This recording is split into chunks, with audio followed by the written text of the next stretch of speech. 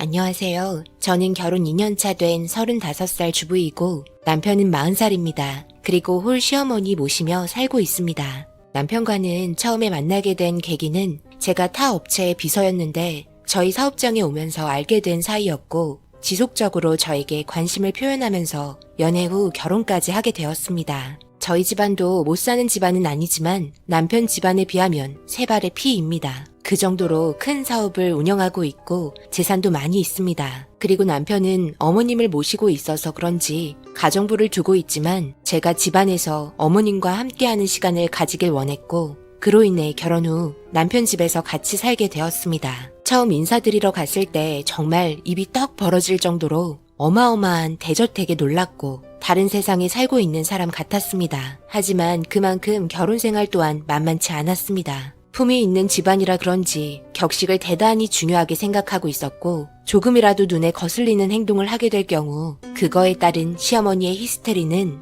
저에게는 정신적으로 너무 힘들었습니다. 당연히 살아온 환경이 다르기 때문에 한두 번은 봐주겠다 했지만 겉모습만 격식 차리려고 하지 말고 누가 보고 있던 안 보고 있던 항상 잘해야 한다면서 아침마다 잔소리를 엄청 하십니다. 눈 뜨자마자 욕을 먹으니 하루 종일 기분이 안 좋을 때가 많았습니다. 세상 얼마나 산다고 꼭 이렇게까지 해야 해요? 무슨 군대도 아니고 이 집에서 숨 막혀 죽겠어요. 항상 감시당하는 것 같아요. 말투 하나하나 신경 쓰인다 하시고 안 보일 때 더 잘해야 한다면서 안 보는 것 같아도 주위에서 다 보고 있다고 뭐라 하시는데 정신적으로 너무 힘들어요. 당신이 가서 잘 좀 말해주면 안 돼요? 저도 나름 열심히 하려고 하는데 정말 많이 지치네요. 아버지 계실 때부터 오랫동안 해와서 몸에 배서 그래. 가정부 아줌마들도 우리 엄마 눈치 엄청 보면서 일하고 있잖아. 그건 그런데 밥 먹을 때 숟가락 내려놓는 소리도 들리면 안 되고 씹는 소리도 들리면 안 되고 물 마실 때도 소리 내면 안 되고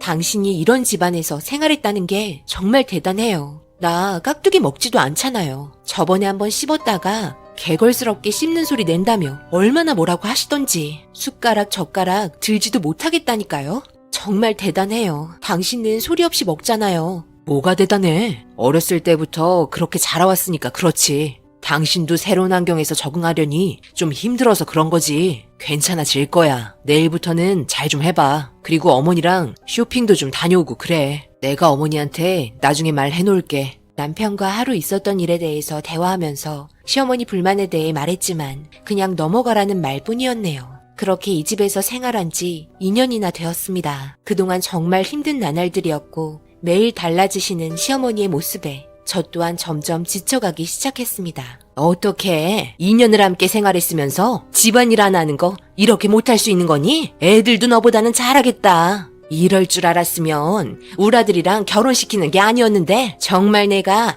낭을 치고 후회한다. 뭘 잘했다고 밤마다 친정엄마한테 투덜거리니? 어머님 너무하세요. 저도 정말 열심히 살림하는 건데요. 사람마다 잘하는 게 있고 못하는 게 있는 거잖아요. 그런데 밤마다 저희 엄마랑 통화하는 건 어떻게 하신 거예요? 자기 전에 잠깐 통화한 건데요. 네가 질질 짜는 거 밖에까지 다 들리는데 모를 수가 있니? 매사에 채통을 좀 지키거라. 저기 가서 아줌마들 좀 도와주고. 남편이랑 결혼하고 나서 제대로 된 신혼생활도 없었고 그냥 가정부 하나 더 들어온 것 같은 느낌밖에 없었습니다. 그리고 더 이상한 건 저희 엄마와 통화하는 건 남편이 자거나 안 들어왔을 때 잠깐 방에서 진짜 조용히 통화한 것밖에 없는데 그걸 알고 계신 게 너무 충격이었습니다. 밤마다 엿듣고 계신 건지 잠도 안 주무시는 건지 결혼하는 동안 가끔 툭툭 뱉으시는 말이 제 모든 걸 다 보고 있는 것 같은 느낌이 들었습니다. 그런데 더 이상했던 건 가끔 남편이 어머님 방에 들어가서 한참 있다가 나온다는 겁니다. 제가 잠이 잘 들지 않는 경우 눈만 감고 있는데 제가 자는지 안 자는지 확인한 다음 일어나서는 몰래 시어머니 방으로 들어갑니다. 무언가 비밀이 있는 것 같았지만 워낙 대화를 많이 해서 그냥 넘어간 적도 있었지만 최근 들어 남편의 행동이 저에게 쌀쌀맞아지고 말도 안 하는 걸 보면 시어머니와 함께 있으면서 저한테 안 좋은 소리를 한 게 분명했습니다. 남편은 워낙 바쁘기 때문에 집에도 잘 오지 않지만 가끔 왔을 때조차 웃음기 없이 저를 맞아주는 게 너무 힘들었네요. 이렇게 사는 게 맞는 건가 싶어 남편과 대화를 좀 해보려고 기다렸습니다. 그리고 새벽 늦게 방으로 들어온 남편은 제가 자는 줄 알았지만 안 자고 앉아서 기다리는 걸 보곤 놀란 눈빛으로 저를 쳐다봤습니다. 뭐야, 아직까지 안 자고 뭐 하는 거야? 새벽 늦은 시간까지 나 기다리고 있었던 거야? 할 말이 좀 있어서 기다리고 있었어요. 최근에 어머님 방에 너무 오래 있다가 나오는 거 아니에요? 우리 결혼한 지 이제 2년 차인데 이게 사람 사는 건지 잘 모르겠네요. 나 요즘 너무 힘들어요. 나도 밖에서 많이 힘들어. 그리고 어머니랑 대화할 수도 있는 거지. 그런 거 가지고 지금 화내는 거야? 내가 어머니한테 무슨 말을 들었는지 알아? 당신 친구들이랑 전화하는데 남자랑도 전화하냐? 영철? 그놈은 또 누구야? 당신이 영철아 했다는데 집에 있을 때만큼은 좀 조심했으면 좋겠네. 나한테 안 부리는 애교까지 부렸다는데 우리 어머니가 안 보는 것 같아도 다 보고 있어. 그러니 조심하는 게 좋아. 너한테 더욱더 히스테리 부릴 테니 그냥 집에 있을 때는 시키는 것만 하고 조용히 좀 있어. 그걸 어떻게 하셨어요? 영철이 우리 학교 동창이에요. 고등학교 동창이라고요. 결혼 생활하면서 모임도 안 나오길래 걱정돼서 전화 온 거라고요. 다른 친구들 다 모임 나가는데 나는 2년 동안 친정집에 명절날 빼곤 어디 나간 적도 없잖아요. 나 이렇게는 못 살겠어요. 차라리 이혼하는 게 좋을지도 몰라. 너무 숨 막혀요. 당신이 처신을 잘하면 되는 거야. 의심 가는 행동을 많이 하니까 그런 거 아니야? 당신만 잘하면 돼. 그리고 이혼? 우리 가문에 먹칠할 일 있어? 당신이 행동을 똑바로 하면 이런 일도 없는 거야. 알았어? 그리곤 문을 닫고 나가버렸습니다. 정말 이상했습니다. 아무도 없는 곳에서 조용하게 통화한 건데 그걸 또 엿듣고 계셨다는 거에 너무 충격이었네요. 이런 상황들이 너무 힘들고 속이 타들어가는 것 같아 주방으로 내려와 냉장고 문을 열고 물을 마시고 있는데 서재에 남편이 있을 줄 알았는데 없길래 밖으로 나갈 옷차림도 아니었고 너무 늦은 새벽 시간이라 이상하게 생각하며 두리번거리고 있는데 어머님 방 안에서의 불빛이 어두운 거실로 새어나오길래 조용히 어머님을 불러봤지만 아무 대답이 없어서 노크하고 살짝 문을 열어봤습니다. 그런데 불만 켜져 있고 어머님은 방에 계시지 않았습니다. 워낙 어머님께서 함부로 들어오는 거 싫어하셔서 어머님 방에는 처음 들어와 보는 거라 두리번거리면서 구경을 하고 있는데 충격적인 장소를 발견하게 되었습니다. 붙박이장 안에서 불빛이 새어나오고 있었고 저는 참지 못하고 활짝 열어보니 문을 염과 동시에 밑으로 향하는 계단의 비밀 통로를 확인하게 되었습니다. 너무 소름이 돋았습니다. 어디 영화에서만 나올 법한 장소를 보고 말았습니다. 저는 순간 등에 식은땀이 나기 시작했고 닭살이 돋는 상태에서 한 계단 한 계단 내려가 봤습니다. 그리고 꽤 길게 이어진 통로를 걸어가니 지하실과 연결이 된 것 같았고 그 끝에서 들려오는 건 다름 아닌 어머님의 목소리도 아닌 남편의 목소리도 아닌 바로 제 목소리였습니다.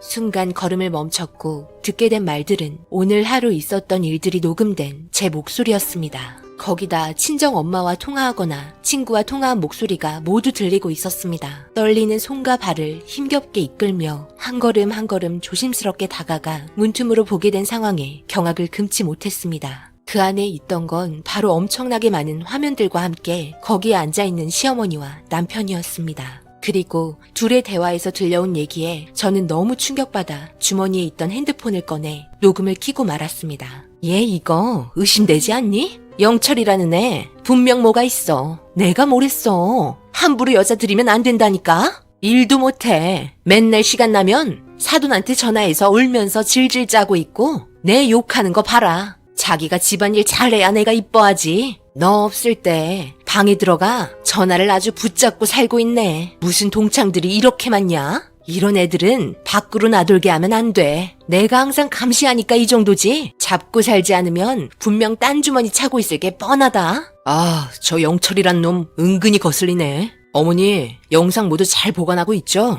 제가 뒷조사 좀 해봐야 할 것 같아요. 요 며칠간 계속 영철이 저놈이랑 통화하고 있네. 내가 다른 남자랑 통화하는 거 자제하랬더니만 이래서 여자는 믿으면 안 된다니까. 처음에는 조신하고 가정적일 줄 알았더니 결혼하고 나서 완전 사람이 바뀌었네. 감히 다른 남자랑 통화를 해? 어머니, 손자리 좀 주선해 주세요. 이렇게는 못 살겠어요. 남편과 시어머니 등 뒤에서 이런 말을 듣고 있는데 정말 충격이었습니다. 더 웃긴 건 화면을 보면서 둘이 군것질거리와 맥주를 먹으며 보고 있었고 저를 씹을거리 삼아 시간을 보내고 있는 두 사람이 어이가 없었네요. 그동안 정말 쉬지 않고 열심히 결혼 생활했다 생각했는데 이런 취급을 받고 있었고 더군다나 제 일상 모두를 보고 있었다는 게 너무 충격이었습니다. 제가 확인한 모니터만 해도 몇십 개는 넘어 보였습니다. 제 모든 걸 그날 저녁마다 둘은 확인하고 있었던 겁니다. 그 자리에서 주저앉을 뻔한 거 다리를 붙잡고 빠르게 방으로 들어왔습니다. 그리고 남편이 올라오는 소리가 들렸고 저는 눈을 질끈 감고 자는 척하고 있었네요. 가만히 서서 저를 지켜보는 느낌이 들었고 한참을 그렇게 서 있던 남편은 다시 밖으로 나가 내려가는 소리가 들렸습니다. 아마 서재로 들어가는 것 같았습니다. 모든 상황을 확인한 저는 가만히 있을 수 없었습니다. 그리고 아침 일찍 남편은 출근했고 분주하게 일하시는 분들은 아침을 준비하시고 계셨고 시어머니께서는 아침마다 뒷산을 잠깐 다녀오시기 때문에 그 틈을 타 다시 어머님 방으로 들어가 비밀 통로에 도착을 했습니다. 시간이 별로 없던 저는 급한 대로 모든 장면을 핸드폰 속에 담았고 그리곤 모든 선을 다 잡아서 뜯어버렸고 모든 상황을 볼 수 있었던 화면을 던져버렸습니다. 그리곤 급하게 시어머니 방에서 나와 뒤도 안 보고 밖으로 나갔습니다. 그런데 때마침 시어머니 내려오시고 계셨고 저랑 마주치게 되면서 당황하신 것 같은 눈빛으로 아침부터 어디 가냐고 물어보길래 그동안 참고 있던 게 터지고 말았습니다. 어디 가냐고요? 몰라서 물어요? 지금 제 오른손에 들고 있는 게 뭐인 것 같은데요? 이 집구석에서 살기 싫어서 나가려고 짐 싼 건데요. 무슨 문제가 있는 건가요? 그동안 아드님이랑 같이 맥주 마시면서 못난 제 모습 안주거리 삼아 험담하니까 좋았나 봐요? 진작 눈치챘어야 했는데 그렇지 못한 제 인연이 너무 아깝네요. 이런 줄 알았으면 절대 결혼하지 않았죠. 얼마나 잘하려고 그동안 노력했는데 당신들은 정말 나쁜 사람들이야. 이 문제 그냥 넘어가지 않을 테니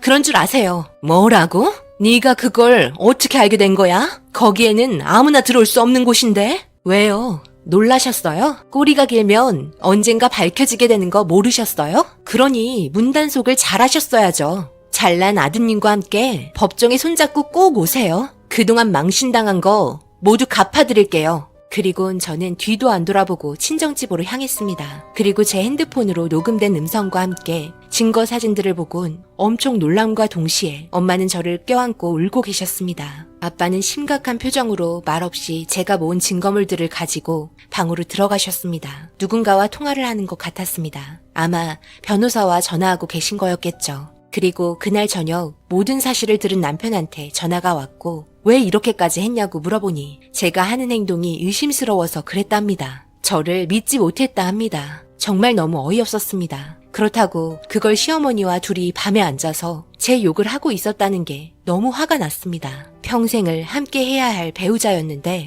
집 밖에는 제대로 나가본 적도 없는 제가 이런 의심을 사고 욕까지 먹었어야 했다는 게 정신적으로 너무 힘들었네요. 그러면서 하는 말이 지금 이렇게 난리친 거 그리고 시어머니한테 한 행동 모두 용서해 줄 테니 다시 모든 증거물 들고 들어오랍니다. 저는 정신 나간 거 아니냐고 소리쳤고 법정에서 보자고 하고 끊었습니다. 그렇게 저는 남편에게 이혼 위자료 소송과 함께 정신적인 피해 보상을 요구했고 총 5억을 받게 되었습니다. 남편에게 이 정도 돈은 돈도 아니었는지 자기가 똥 밟았다면서 자기는 시간이 금이니 모든 걸 적당한 선에서 끝내려고 한다며 변호사와 대충 마무리 짓고 떠났습니다. 그래도 서로 사랑했다고 생각했고 그래서 결혼하게 된 거였는데 그냥 장난감밖에 안 된 것 같아 정말 마음이 아프네요. 돈 많고 잘 사는 집안들 정말 좋을 거 하나 없습니다. 여러분들은 이런 집안 본 적 있으신가요? 지금도 정신적으로 너무 힘드네요. 앞으로 좋은 날 올까요? 이제 제 나이 35살이고 이혼녀인데 누가 저를 좋아할까요? 그간 아팠던 마음 위로받으려고 사연 신청해 봤습니다. 정말 가슴이 많이 아프네요. 오늘 하루 행복하시고 제 사연 읽어주셔서 정말 감사합니다.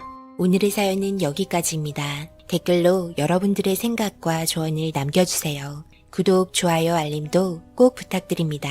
저는 다음 영상으로 찾아뵙겠습니다. 감사합니다.